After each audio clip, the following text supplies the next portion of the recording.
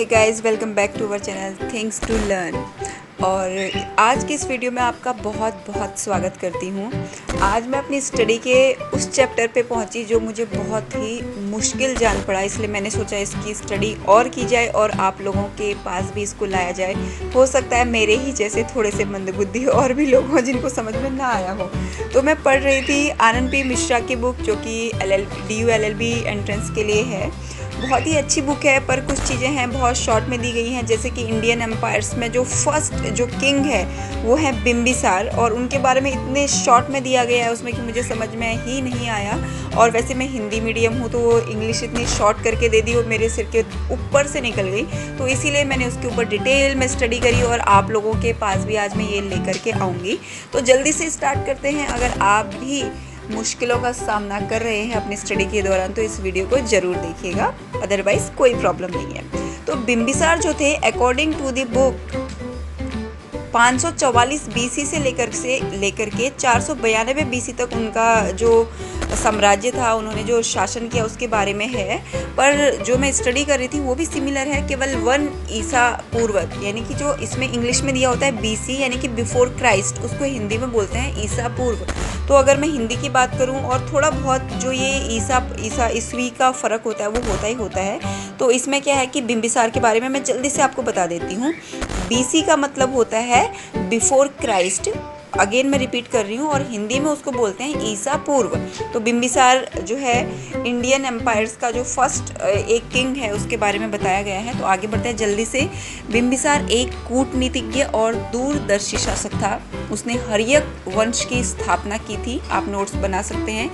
बिम्बिसार को मगध साम्राज्य का वास्तविक संस्थापक माना जाता है। उसने गिरिव्रज यानी कि राजगीर को अपनी राजधानी बनाया था।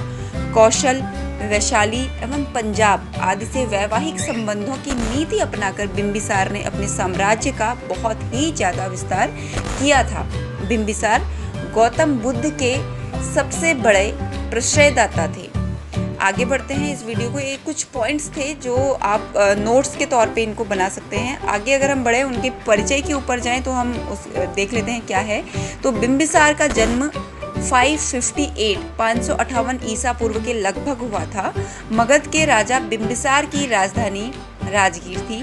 वे 15 वर्ष की आयु में ही राजा बन गए थे और अपने पुत्र अजात शत्रु के लिए राजपाट त्यागने से पूर्व 52 यानी कि 52 वर्ष इन्होंने राज्य किया। यानी कि जब इन्होंने अपना राजपाट संभाला तब से लेकर के जब इन्होंने अपने बेटे को अपना जो राजगद्दी थी वो सौंपी, ये टोटल जो ईयर्स की काउंटिंग थी वो थी 52 ईयर्स, राइट। अब आगे बढ़ जाते हैं। प्रसेनजीत की बहन और कोसल की राजकुमारी महाकोशला इनकी पत्नी और अजात शत्रु की माँ थी। चेलन्ना, खेमा और क्षेमा, सीलव मतलब खेमा और क्षेमा दोनों एक ही हैं। कहीं कहीं उनका जो नाम है वो खेमा है, कहीं क्षेमा है।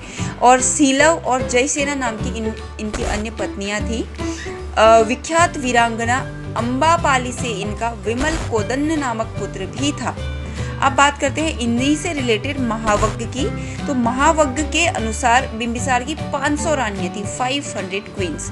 उसने अवंती के शक्तिशाली राजा चंद प्रद्योत के साथ दोस्ताना संबंध बनाया। सिंध के शासक रुद्रायन तथा गांधार के मुख्य रगति से भी उनका दोस्ताना संबंध था।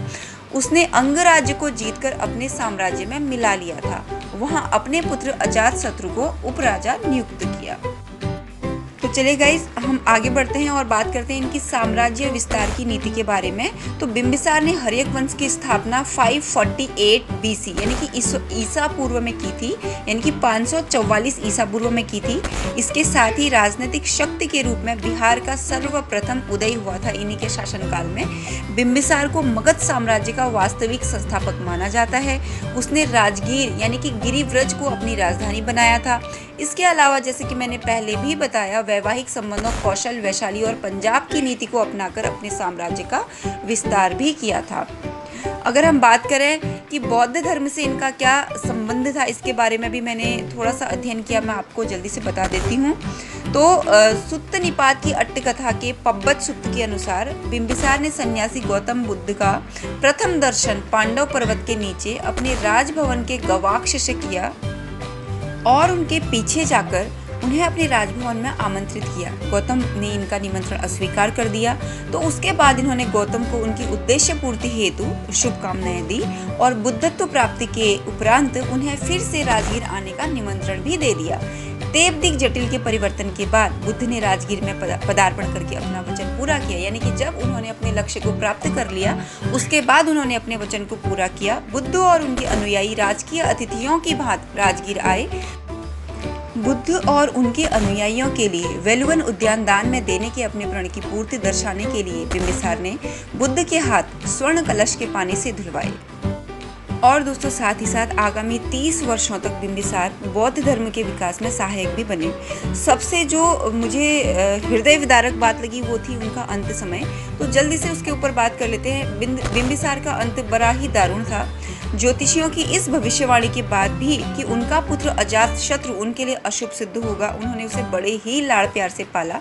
हर माता पिता अपने पुत्र को लाड़ प्यार से ही पालते हैं, चाहे उनको पता हो कि उनको कष्ट मिलेगा या उनको सुख की प्राप्ति होगी। तो बुद्ध को बिंबिसार द्वारा दिए गए प्रशय से देवदत्त बहुत द्वेष करता था और उसी के दुष्प्रभाव में आकर अजातशत्रु ने अपने पिता की हत्या का षड्यंत्र रचा, जिससे उसकी प्रतिष्ठा और धूमिल हो गई।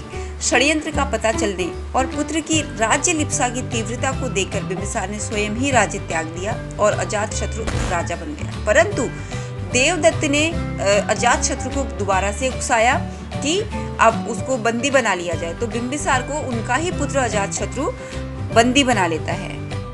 तो गाइस, पुत्र का ऐसा अत्याचार था कि उसको पता था बिंबिसार को केवल भूखा रहकर ही मारा जा सकता था। उन्हें एक गर्म कारागार में भूखा रखा गया। महाकोशला, जो कि उनकी पत्नी थी और अजातशत्रु की मां थी, उनके अतिरिक्त किसी को भी उनसे मिलने की अनुमति नहीं थी। पहले महाकोशला अपने परिधान में एक सुवर्ण पात्र में भोजन छिपा कर ले गई, उसका पता चल गया। उसके बाद वे अपने पात्र में भोजन छिपा कर ले गई, उसका भी पता चल गया। तो उन्होंने सिरोवस्त्र यानी कि मोली में भोजन छिपा कर ले जाना चाहा, उसका भी पता चल गया।